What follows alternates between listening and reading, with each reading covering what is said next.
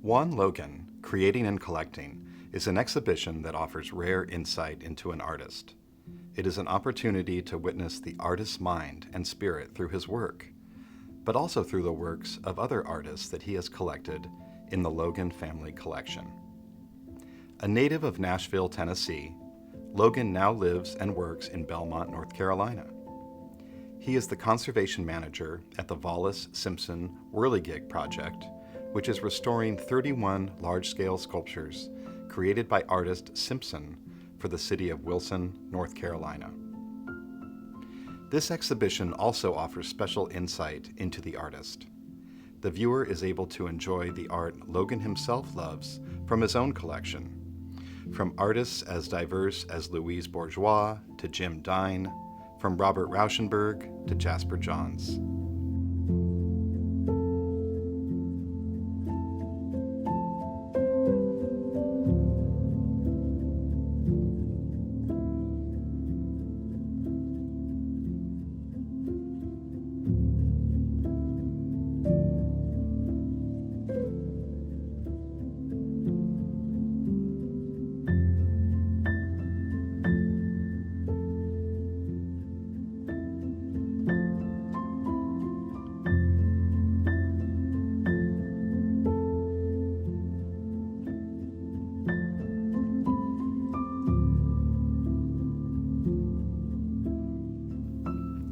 Logan's artworks, which address subjects relevant to the American experience, are simultaneously abstract and representational. Logan's artworks address the interconnections of race, place, and power. They make visible how hierarchical relations and social stereotypes shape individuals, institutions, and the material and mental landscapes of contemporary life. It is evident he is asking us to pause to live with the questions, complete with actual puzzle pieces, of how we find our place in the world and what that means to each of us. The artist came of age during the Black Arts Movement and the Black Power movement, surrounded by rhetoric urging those descendants of enslaved Africans to focus on their African heritage. Logan considers that, but also his European and Native American ancestry. His work introduces viewers to practices they may not have known. In his mixed media works, Highland Beach and Lincoln Beach, Logan memorializes the time when African Americans had to create their own leisure and recreational spaces, often on private land, because government denied the access to parks and beaches used by white people. Highland Beach, with blacks, reds, and sepia replacing the usual soft blues, greens, and sands found in sea-inspired paintings, represents a real place at Chesapeake Bay, founded by the son of Frederick Douglass as a beach resort for African Americans during segregation. I'll Save You Tomorrow is a work that makes an appeal to the humanity within us. The work depicts a capsized boat containing small life rafts filling the right side of the composition.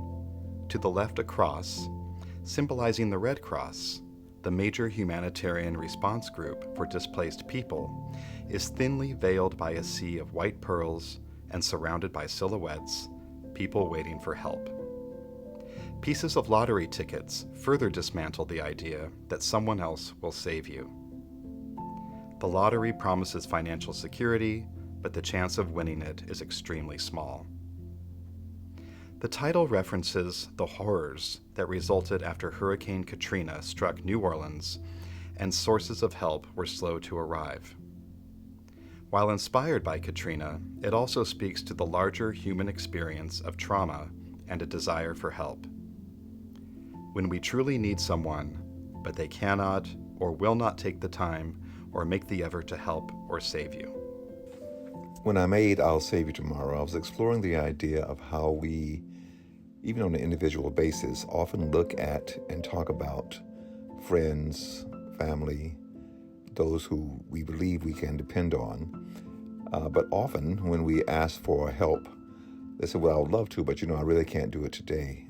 Maybe I can help you tomorrow. But what I really need is your help today. In much the same way, when I look back at Katrina, our government agencies were pretty much saying the same thing. They couldn't get in there today. FEMA couldn't get in today. The government couldn't get in. People were dying daily. But at the same time, even when we offered the Superdome, FEMA, the Red Cross, all of which were supposed to be helping people, but really, ultimately in the end, did not as we imagined that they would. So in this painting, the inverted boat with the lifesavers in it, the gentleman with the bow tie, clean and pristine, ready to help any way he possibly can as long as he can make $1 off of it. The cross to the left, on that beaded surface, it's almost as though it's some sort of ritual that we often go through. And even when people need help most, we listen to our legislators say, well, we're going to pray for those people. They can pray for themselves. What they need is actual help in the moment. It's always a very curious thing to me, how that happens. In Help Me, Save Me, Love Me, Logan also references Katrina, using atomized puzzle pieces to represent evacuees from the swelling waters, scattered around a tattered red cross that represents the Superdome, which was a refuge of last resort for thousands. Some of the pieces are painted ghost gray, representing those who died. The work speaks to a governing model that prizes business and commerce over security and compassion, with the community's poorest and most vulnerable citizens being essentially told to rely on themselves for their salvation in the wake of an unprecedented and overwhelming natural disaster.